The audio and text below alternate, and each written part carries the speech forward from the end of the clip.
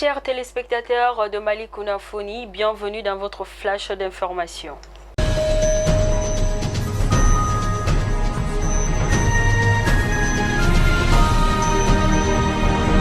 À Kadiolo, plus d'une trentaine de personnes ont été sensibilisées à Zégua sur les conséquences de la traite des personnes. C'était à travers une émission publique. Cette rencontre est une initiative du réseau des radios de la zone SKBO, Sikasso Koroko Bobo Dioulasso. Elle est organisée en partenariat avec Mali Justice Projet, MJP et l'ISAID. Gao, le projet dénommé Albarka a lancé ses activités à Gao. Selon les organisateurs, ces programmes interviennent dans le cadre de la sécurité alimentaire dans les cercles d'Ansongo et Gao. Il consistera également à distribuer des vivres pour les ménages vulnérables et les enfants atteints de malnutrition. À cet effet, ce projet qui va durer 5 ans est financé par l'ISAID à hauteur de 33 milliards de francs CFA. Vendredi 25 juin 2021, une manifestation contre la présence de la force Barkhane au Mali s'est tenue à Sikasso. Elle a été organisée par un mouvement regroupant les chefs des villages, les représentants de la société civile et les jeunes. Selon eux, la force Barkhane n'est plus nécessaire au Mali. Les manifestants réclament le soutien de la Russie dans la résolution de la crise malienne. Je remercie nos frères venus du Sénégal, de la Mauritanie, du Niger, de la Zambie, du Cameroun. Je remercie également le public qui est sorti massivement et qui était très enthousiaste. Je félicite les deux équipes, elles ont été à la hauteur de l'événement. Pour moi, il n'y a pas eu de gagnants ni de perdants cet après-midi. C'est la jeunesse malienne et le peuple malien qui ont gagné. Je lance alors un appel à la jeunesse malienne de se mobiliser davantage pour la réussite de la transition, a déclaré le président de la transition, le colonel Assimi Goïta, après avoir remis le trophée au capitaine du stade malien, Mamadou Doumbia, qui n'a pas joué pour cause de blessure.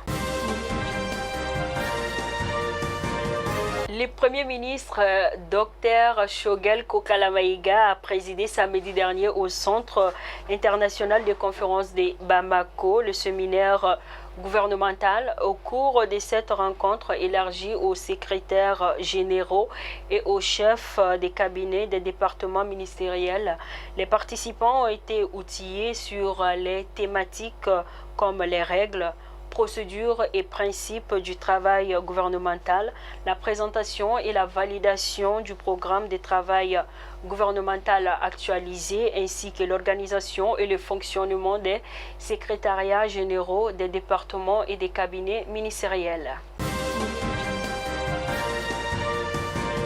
Pour manifester sa solidarité aux victimes du terrorisme et se rappeler des valeurs culturelles et sociétales, le président Umaro Sissoko Ambalo s'est recueilli samedi dernier au Musée national sur les stèles dédiées aux victimes du terrorisme avant de visiter les salles d'exposition d'œuvres d'art.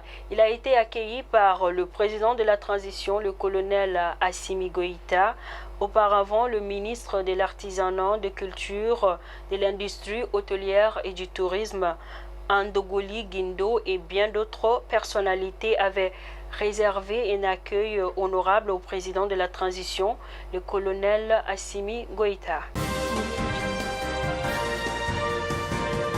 Actualité hors de nos frontières, nous commençons en RDC où une deuxième détonation a été attendue dimanche soir à Béni dans l'est de la RDC après une première bombe qui a explosé dimanche matin dans une église catholique de la ville de Béni. Des personnes ont été blessées. Cette deuxième explosion a tué un civil en plus du porteur de la bombe qui est mort. Le groupe État islamique a revendiqué cette dernière attaque. Vente de l'alcool interdite, fermeture des commerces non essentiels comme le bar et les restaurants, couvre-feu à partir de 21 heures. L'Afrique du Sud impose de nouvelles restrictions pour limiter la propagation du Covid-19. La circulation du variant Delta inquiète les autorités. Il sera bientôt dominant dans tous les pays. Le président Ramaphosa a pris la parole à la télévision. Enfin, nous terminons cette page d'information au Togo où le marché d'Anié est l'un des principaux pourvoyeurs des céréales vers le sud du pays où se trouve la capitale Lomé. Il s'anime 3 jours par semaine, à savoir mardi, mercredi et jeudi. Mais cette année, faute de mauvaises récoltes, les acheteurs peinent à trouver ce qu'ils recherchent. Ainsi, c'est tout pour votre flash d'information. Je vous donne rendez-vous pour un autre numéro. Merci de rester bien fidèle à Malicounafoni. Merci.